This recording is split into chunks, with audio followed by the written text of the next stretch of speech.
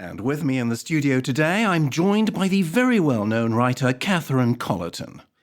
Catherine, you've written over 20 hugely successful novels. Where do you get your inspiration? Are they based on your own life at all? I wish my life was that interesting. Actually, what usually gets me started on a new story is something I read about in a newspaper or hear on the news. It's usually something really small and insignificant, like someone breaking their leg in a climbing accident or a new shopping centre being built in the local area. And how does that lead to a complete novel? Well, it gets my imagination going. Let's take the shopping centre example. I'd probably start thinking, I bet there are people who don't want it built. Maybe they're planning to knock down a theatre, and some people would rather they didn't do that. And that keeps going from one thing to another until finally I've got a whole plot worked out. And what about the characters? Do you get those from stories in the news too? No, not really. I've said this before, and I think it's true. All my characters are based in some way on people I've met. So, can they recognize themselves in your books? Well, some of them try, but generally I don't think so. You see, when I say they're based on people I know, that's not to say I copy them exactly.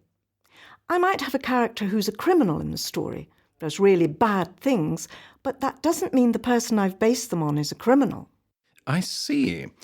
So in what sense are they based on real people?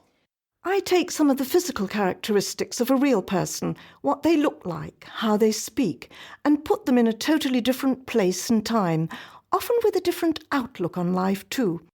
And, as I say, that means they're actually quite difficult to spot. Let's come on to your latest book, Fire at Dawn.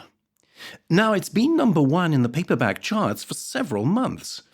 It's been translated into, I think, over 60 different languages. And there's talk it's going to be made into a movie. Is that right? Well, nothing's definite, but it's looking hopeful, yes. A company's bought the rights. That means they can turn it into a movie if they want to. It doesn't mean they definitely will. And would you be involved in that at all? To a certain extent.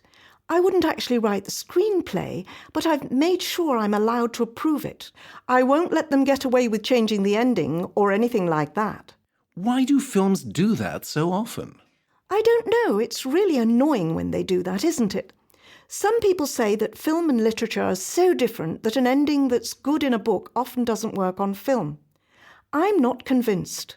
And if you do have to change a book so much to make it work on film, why bother trying to make the film in the first place? Do it the same way the book does. That's what I say.